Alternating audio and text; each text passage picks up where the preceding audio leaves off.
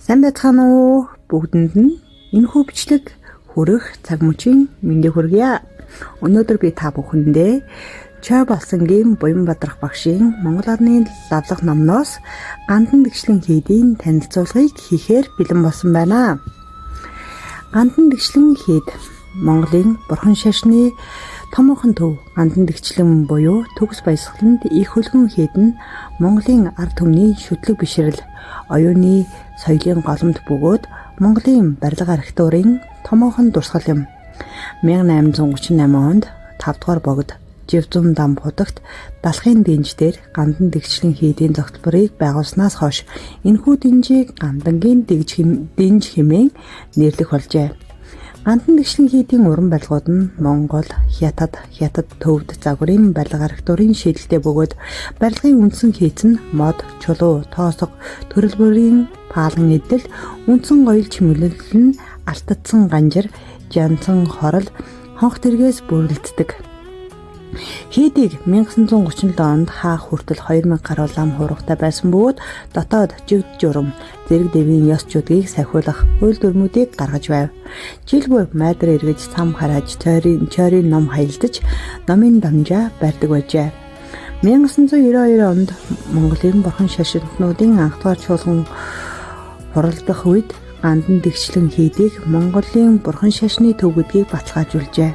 1994 онд гандан дэгшлэн хийдийн хуучин 6 сүм дуганыг төв соёлын дурсгал хэмээн үзэж улсын тусгай хамгаалтанд авсан байдаг. Эдүгээ гандан дэгшлэн хийдэд 9 сүм байдаг бөгөөд Баянгол дүүргийн 14 дугаар хорооны нутаг дэвсгэрт өндөр гэгээн Ланбадрын гудамжинд байрладаг. 2001 онд засгийн газрын тогтоолоор хамгаалтын бүсийг 58 га талбай байхаар тогтоож 2008 онд 175 дугаар тогтоолоор түүх соёлын үл хөдлөх дурсгалын улсын хамгаалтын зэрэглэлд авсан. Эдүгээ гандан дэгшлэн хийдийн хашаан дотор 9 сүм дуган ерөнхий боловсролын 112 дугаар сургууль анх байгуулагдахад барьсан 20 гаруй сургууль байдаг. Гандан сүм гандан дэгшлэн хийдийн гол дуган бөгөөд 5 дугаар богод гэгэний шийдвэрээр 1838 онд Монголын авиаслаг урчууд бүтээн байгуулсан бөгөөд шавар, мотор голлон барьж Монгол үндэстний хэм маяг оруулж алт шармал ганжраар чимгэлжээ. Гандан сүм дотор өндөр гэгээн Ланбадрын бүтээсэн өвгөн хотогтын хүрэл тутгамал дүр 19-р зууны үед Монгол нам нар хар цаасан дээр алтаар бичсэн ганжуур судраар 108 бот 1956 онд Буддагийн мэндэлсэн 2500 жилийн ойг тохиолдуулан гандан хийдийн лам нарын уралсан Буддагийн хөрөг энэтхэгийн ерхийлэгч асан Жавхрал Неров 1957 онд Монголд ажиллахтаа бэлгэлсэн 2000 гаруй жилийн өмнөх бүтээсэн Буддагийн зутгамал төр 20 дугаар зууны эхээр Польшийн Варшав, Өвөр Монголын долон нур зутгасан аюуш бурхтын дөрүүд Шри-Ланкаас авчирсан мөнгөн сувраг 15 кг цэвэр мөнгөөр хийсэн богд зонхын дүр зэрэг шашин соёлын үнэт бүтээлүүд хадгалагдаж байдаг. Мөн анх дугаар богд Ланбадрын 7 нандин хэмээх нэрлэгддэг шүтээнүүдээс очир дар бурхан, ганжуурын аюуш, ноён шүтээний манал, дарих, намсрай, майдар зэрэг бурхтыг залжээ. Очир дарын дуган гандан дуганы баруун талд байрладаг бөгөөд 1842 онд 5 дугаар богдын шарлын сүмийн зориултаар чулуу тоосгоор барьж ваарн дэврээр бүрж алтдсан ганжраар чимгэлсэн байдаг. Очир даярын дуганд өндөр гэгээн Ланбадрын 1683 онд алт мөнгөөр бүтээсэн очир дар бурхны баримл дүр 1000 жилийн өмнө Балбад хүрэн зандан модоор бүтээсэн Лёкешвари бурхан ертөнцийн дөрвөн зүгийн мархаанд сахиус тус хийдийн лам Самбал хөндөв 1858 онд Монгол зургийн аргаар бүтээсэн зураг хадгалагдаж байдаг. Зуугийн сүм очир дарын дуганы баруун талд залгаж барьсан дуганыг зуугийн сүм гэдэг бөгөөд хоймортон 100 бурхныг залсан байдаг. Тус дуганыг 1870 онд 7 дугаар богд Живзум дам хутагтын шарил зориулан барьжээ. Сүмийг мөн ясмууд зангидж чулуу тоосгоор өрлөж паалангаар дээвэр хийж алтдсан ганжраар гойжээ. Зуугийн сүм бол очир дарын дуган хоёрыг холбосон хүзөвчийг 1945-аас 46 онд барьж их хурлын танхим балинг бэлтгэх байр болгожээ. Дэдон Понров. Гандан дугны урд талд Варан дээвэртэй алтан шармал ганжиртай 2 давхар тус барилгыг 1838 онд 5 дугаар богод ном үзэх байрны дөрвөлтөөр барьжээ. Энэ дуганд 1904 онд 8 дугаар 13 дугаар далай лам сууж байсан түүхтэй. Номын сан зөөгийн сүмийн урд буй чулуун суурьтай дөрвөлжин хэлбэртэй тус барилга нь хэлбэр хийд загварын хувьд зөөгийн сүм болон очир дарийн дугантай адил. 1925 онд 8 дугаар богдын шалын сүмийн зориултаар чулуу тоосгоор барьсан энэ сүмд гандан тэгшлэн хийдийн номын сан байрлаж байсан бөгөөд эдгвэ 9 дугаар богдын шарлыг хадгалж байна.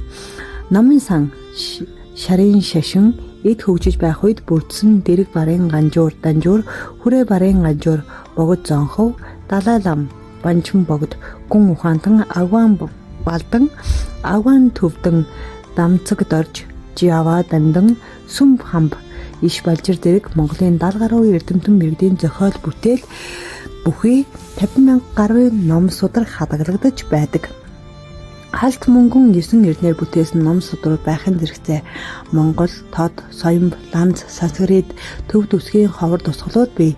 Эдгээр ховор нандин судар нь монголчуудын шашны уламжлал түүх, бичиг соёлын үнэт өв төдийгүй судалгаа шинжилгээний судлагдхан болдог. Дашчомбол дацан гандан сүмийн хойно 4 дацангийн зүүн урд байрладаг бөгөөд төвдийн алдарт гүн ухаанч гүнчин жамян шадав ламын 5 бот зохиол бүтээлийн гол нь судалдаг 2 дугаар богод багд багш Янчин Донхор цорч нар Өвөр Монголын долон нуур хэмээх газарт 1736 онд байгуулсан дацан юм. Улмаар 1756 онд халахын хүрээнд нүүн ирж суурьжээ. 1937 онд хаагдсан боловч 1991 оноос дахин нэгдэж энэ нутгийн гомон датангаас багш нар ирж хичээл зааснаар уламжлалын дагуу сэргээжээ. 1991 оноос хойш өнөөг хүртэл 36 ламтанг гавж золтон 220 гаруй лам нарыг дэвш болгожээ. Гунгаа чойлон дацан 4 дацангийн баруун урд талд байрлах бөгөөд 4-р богдод зориулж 1809 онд байгуулжээ. Буддын гүн ухааныг судлах үндсэн дацангуудын нэг бөгөөд 8 дугаар богд энэ дацанд гавжийн дамжаа барьж байжээ. Дэчин галав буюу дүүн хорийн дацан 4 дацангийн баруун хойно барлах бөгөөд 4-р богд баруун зууд залран дүүн хорийн авшиг хүртэж ирээд 1806 онд энэ дацанг байгуулжээ. Цагийн хүрдэн номыг голлон судалдаг сургууль байжээ. 1937 онд хаагдаж 1944 онд дахин сэргээгдэж 1961 оноос дүүн хорийн хурлыг жилд нэг удаа хурдаг байв. 1990 онд 14-р Лалаа лам дүүн хорийн ван айлджээ. 1993 оноос тус дацангийн дүүн хорийн хурлыг аль биесээр хурж эхэлсэн байна. Эдга Чойрн Жинлим буюу Жүд дацан 4 дацангийн зүүн хойно байрлах бөгөөд 5 дугаар богод шав тавьсан газарт 1910 онд 8 дугаар богдын бариулсан дацан юм. 1912 оноос эхлэн жил бүр төмөн гэлэнгийн хайлан намыг 3 удаа хурдаг байв. Ил дацан төвдийн гүн ухаантан Сэрж Зүмба Чойжин Жалцангийн буддын гүн ухааны 5 ботыг гол нь судалдаг. 1991 онд дахин сэргээж уламжлалт сургалтыг үргэлжлүүлж байна. Хүслийн мод гандан нэгшлэн хийдэд хүслийн мод хэмээн нэрлэгдэх нэгэн баган бий. Анх байсан гунгаа чойлон хийсүмийн гол 4 баган модны нэг аж. Хээрийн ганд чулуу бурхан болтон шүтсэн домгийн нэгэн адил аливаа хүслийг биелүүлнэ хэмээн итгэж ирсэн шалтгаан нь их хэлмэгдүүлтийн үед шихийдийг галдан шатаахад гандангийн дуган дацангаас шатаалгүй бүтэн үлдсэнтэй холбоотой. Монголчууд сүм хийдийн гол багныг босгохдоо газар шинжиж залуу яргүй цэвэрхэн мод сонгон авчин 10 найлж босгодог заншил уламжлалтай. 200 гаруй жилийн өмнө баригдах үед оршоосон 18 шидэн өнөө хүртэл хадгалагдаж буй хэмээн итгэж сүсгэлдэг ажээ. Жанрасаг сүм нь 30 м өндөр бөгөөд нийслэл хүрээний хамгийн өндөр барилга байжээ. Анхны шүтээнийг 8 дугаар богод гэгэний хараа муудахад мигмиг сайжруулах зорилгоор бүтээсэн гих хуучаарай түгээмэл байдаг боловч Монголын тусгаар тогтнолын төлөө тэрхүү шалтгаан дор барьж байгуулах шийдвэрийг гаргасан ч гэж үздэг. 8 дугаар богд Живзун дам худагт 1911 оны хавар Түшээдхан аймгийн Жанжин ханд доржин хүрээний хамб Намун хаан Эрдэнэ Шанзудбаа нарт өөрийн хараа муузныг хэлүүлжээ. Чинван ханд дорж ямар зүйлийн авралаар түргэн идэрхэх тухай асуухад богд хаан мэгжид чанараас бурхныг 80 дохой хэмжээтэй бүтээвээс сайн хэмээжээ. 1911 оны 7 сарын 20-нд 8 дугаар богд Живзун дам худагт зарлиг гарган 80 дохой өндөр инэрл нэгүсийн их бурхан мэгжид чанарасгийг бүтээн залах ажлыг Төшмөл Үлзий-бат зайсан лам Жамс нарт даалгажээ. Тэгэхээр 8 дугаар богд гэгээн 1911 оны өвөл Монгол улс тусгаар тогтнохыг өршлөн мэдэж байсан төдийгүй цаашид баттгах үүднээс тус шийдвэрийг гаргасан байх гэж үздэг. Хээ гадан хамб бүтээлдээ 1911 оны 12 сарын 29-нд богд гэгээн Монголын хаан ширээнд өргөмжлөгдөж богд гэгээн Монгол улс тусгаар болсны түүхэн дурсгал зориулж ард түмний нийгэм улс төрийн мэлмүү нэгдсэнийг бэлэгдэж мэгжид чанараас бурхныг бүтээлгсэн хэмээжээ. Хэмжээний хувьд 80 дохой том бурхныг нэг газар бүтээж болохгүй байсан учраас тэргүүн цээж хөлөөр нь салгаж 3 газар бүтээгээд нийлүүлсэн гэдэг.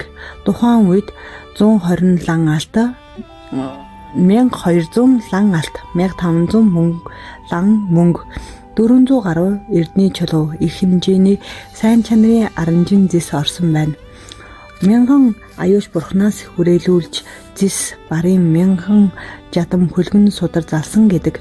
Жанаразаг сүмийг төвд хятад загвараар Монгол хятадын урам зарагчид мод тоосгоор барьсан бөгөөд барилгын ажилд 136 мянган лам мөнгө, их бурхныг бүтээхэд 100 лам мөнгийг зарцуулж 1913 онд сүмийн хамтаар бүрэн дуусгажээ. Сүмийг барих үед монголчуудын өвөг дээдэс хүннүүгийн хаадын шарил хадгалагдаж буй ноён уулнаас 80 дохой илүү залуу нарс модыг сонгон авчирч Жанаразаг сүмийн 4 гол багныг босгож туул голын эргээс сүмийн суур хүртэл сүсгтэн олон баруун зүүн жигүр болон игнэн сууж мөнгө зис гуйл агар зандан саваар ус бэлхаан гараас гарт дамжуулан барилгад хэрэглэх усыг газарт хөргөлгүй зөөсөн гэдэг. Сүмийн тулгуур багныг залгаасгүй хийсний ачаар сүмийн барилга хүчтэй салхины нөлөөгөөр ганхаж хазаасан боловч эвдэрч нурааг байна. Сүмийн дээд давхрын эргэн тойронд тагттай бөгөөд Монгол дугны архитектурын шийдэл ёсоор таазгүй барьсан байдаг. Барилгын 2-3 давхрын дээврийн өнцгүүдээр алтадсан асар том бадам жансан ганжирууд босгосон сүмийн 2 давхар тоосгон хэсгийн хой талд сонгохгүй бусад 3 талдаа модон хөндлөвч бүхий жижиг цонхнуудтай. Барилгын тоосгон дээд хэсгийн дээд хаяаг тойруулан модон хашлах хийж толиор чиглэн чимсэн нүүрэн талын хашлахын дунд зэсээр хийж алтадсан чойн хорол байгуулсан байдаг.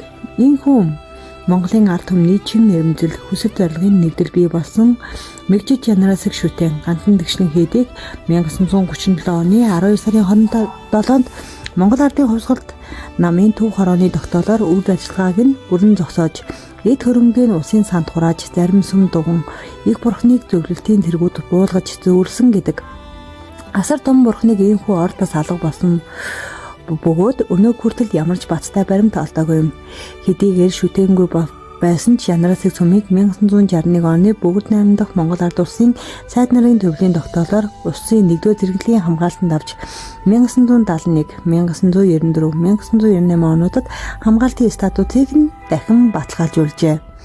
Монгол улсын анхны ерөнхийлөгч П. Очирбат 1991 онд хоосон үлдсэн дуганд Жанаразаг бурхныг дахин залах тухай зарлиг гаргасан. Улмаар 1996 оны 10 дугаар сарын 27-ны бэлэг цайн өдөр мэгжид Жанаразаг бурхныг бүтэн сэргээн засныг нээж ёслол үлдэн ард түмэнд толдсон билээ. 2008 онд засгийн газрын 175 дугаар тогтоолоор мэгжид Жанаразаг дуган болон гандан дэгшлийн хийдийг тус тусад нь бүртгэн хамгаалтын зэргийг дахин баталгаажуулжээ. Жанаразгийн шүтэн Жанарасаг дугныг засварлахдаа анхны байдлаар нь сэргээж дөрвөн багныг ган төмөр бэхэлгээгээр сайдар бүхэлжээ. Их бурхныг дахин бүтээн залах үйлст Монгол улсын ард түмэн бие сэтгэлээрээ оролцож хандив цуглуулсан байдаг. Хандив өргөсөн нэгч хүн байгууллагыг орхилгүй бүртгэж өчнөө 100 дэвтэр болгон үдэж Жанарасаг шүтээний залран зогсож буй суурь болох бадам цэцгийн суурь нь залжээ. Мөн тэрэн суурь нь сэлбэртэй 5 ханад гэрийг бүтээлгэн их шүтээнд үргэл болгон дотн хийсэн байдаг. Одоогийн мэгжиж Жанарасаг шүтээний лагшинг 19 тонн дисээр урлан хийж дотор Монгол орны бүх аймаг түүхэн дурсгад газараас авчирсан хөрс шорооны дээж, өнөөдөр эрдний чулуунууд, халуун хүйтэн аршааны дээжүүд, нэн ховор эмийн ургамал, арт аг зэрэг үнэртэн үр тарианы дээжүүд, бурхны шашны их хөлгөн судрууд, Монголын нууц товчон, гисэр жангар гэх мэт Монголын уран зохиолын ориглууд, дахин азарганы сүүлээр хийсэн жавтас бүхий морин хуур гэх мэт олон төрлийн дээдийн дээд зүйлсийг хийж 18 сүн шиг оршоожээ. Зөвхөн ном судар нь 17 тонн жинтэй ажээ. Их бурхны лагшинг 5-ыг харцхан 5 хэмжээтэй 75925 ширхэг алтан хуудасаар бүрж 4 моторыг нь дорн дахны уламжлалт бурхан бүтээдэг аргаар алтдахад 1356 кг алт хэрэгэлжээ. Их бурхны сангийн үс хэмээх магнан гэрэлт шигтгэнд 18 аймгийн нутгаас дээшлэн цуглуулсан 21 төрлийн 304 ширхэг, титэмд нь 2286 ширхэг эрдний чулууг тус шийтгсэн байна. Их бурхны цээжвч болох додиг хормогч болох додгийг 100 орчим метр урт жасар хоргой жадан торгоор уралжээ. Торг дурдан гүри дарва гэмбүнчин энэтхэгийн Варанасагаас сонгон авчирч их бурхны мотор дамнах 5 өнгийн хадгийг 50 м урттай нэхүүлсэн байна. Өмнөх дахлын ширээг сэлбэрч ил чуваа мэд 5 м урт 2 м өргөн 155 м өндөртэй хийсэн бөгөөд урд өмнө хийгдэж байгаагүй том ширээ болсон бөгөөд тухайн үеийн алдартай хүчтэн бөхчүүдээр өргүүлж байранд нь залжээ. Ширээн дээр зис мөнгөөр урлаж алтаар чимгэлсэн тохоо илүү өндөр төрийн 7 эрдэнэ шашны 8 дахлыг байрлуулж 14-р далаа лам 8-р богд гэгэний хөргийг залжээ. Жанарасаг бурхны баруун зүүн талд оюун ухааны Манзууршир бурхан Монголыг даасан сахиус Очирван бурхтын 2.5 м өндөр дүрийг бүтээн залаад 3 талын хананд нас уртцгагч Аюуш бурхны мянган баримлыг залсан байдаг. Жанарасаг бурхан бол амьтан хүнийг дэтгэж тэдний жаргалд харшлах шалтгаан бүхнийг арилган ариусгагч бурхан буян хишгийг дэлгэрүүлэх тангарахтай инэрл нэгүслийн бурхан юм. Бурхтын инэрл нэгүсгэл сэтгэлийг нэглэж нэгэн дүр бүтээсэн нь Жанарасаг бурхан бөгөөд бүх бурхтын инэрлийн сэтгэлийг өөртөө шингээсэн гэж үздэг. Жанарасаг бурхан мянган моторт Жанарасаг, зөөлөн цогт Жанарасаг, 8 аюулаас аврагч Жанарасаг, хасарван Жанарасаг гэх мэт 30 гаруй дүртэй байдаг. Гандан хийдийн хоймор дугуйнд өмнөх 2 мотороор тарны чагнаа тэмдэг зохион хойд 2 мотортой бомбтай рашан тол барин цэцгэн мандал дээр босоо зогсох 80 тохоо өндөр Жанарасаг бурхныг мэлмигээр болгоогч Жанарасаг гэдэг. Мэгжиж Жанарасаг нь сэтгэлийн хамаг инэрлэл шаналлыг арилгаж нарны гэрлээс ч хүчтэй гэр хүмүүст ивэлэг хүртээдэг ажээ. Их болсон 6 зүйл амьтны ямар нь яаж зовж байгааг нүдээ бүлтийтэл харж байдаг. Тэгээд мотраа сунган аврахыг хүсдэг гэж үздэг. Зүрхэн тарин нь хүм бүхний бүрийн сайн мэддэг майны 6 үсэг юм. Ил тарныг хүмүүс хүнээр залгалахгүй сурдаг. Мартдаггүй маныг ичгээд хойдох нь юу вэ гэж асуугаад байдгүй. Мэдсэн хүн би их ном мэддэг гэж гайхуулдаггүй. Маны бадны хум гэж нэг удаад 3 удаа хэлдэг. Мэгжиж Жанарасаг шүтээний баруун талын алтдсан моторт аршаан бомб байхаагаад доторх мөнхийн ус нь альва зүйлсийг ариун болгох, шидтэйгээс гадна ууж чадвал мөнхийн хутгийг олно гэж бэлгэддэг. Шүтээний зүүн талын алтдсан моторт эд шидийг тол байхаагаад хүмүүсийн үйлдэл Үйлдэж буй муу үйл алдаа эндэгдлийг толдон хаж тэдний гэм нүглийг засаж салруулах алдаж энтгэхээс өмнө авран хамгаалж байх учиртай. Их бурхны цээжин тус газарт бяцлаглалын байдалтай 2 мотор байрлаж зүүн моторын алганд дуссан мөнхийн усыг баруун моторын ядам хуруугаар нясалж сайн хүмүүст адил тэгш хэмжээгээр хүртэж байгаа гэсэн утгыг илэрхийлдэг ажээ. За та бүхэндээ баярлалаа.